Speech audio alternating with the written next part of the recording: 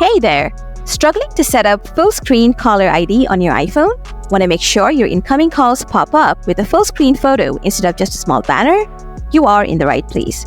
I'll walk you through an easy step-by-step guide to get that full screen caller ID looking just the way you want it. Let's dive in. To set up full screen caller ID on your iPhone, follow these steps. First, you need to configure the settings correctly. Open the Settings app, then scroll down. Next, tap on Phone and look for Incoming Calls and tap on it.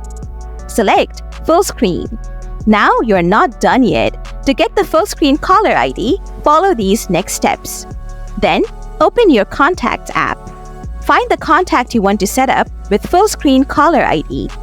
Tap Edit. Next, tap Add Photo. Choose a photo. Make sure to select a portrait orientation instead of landscape.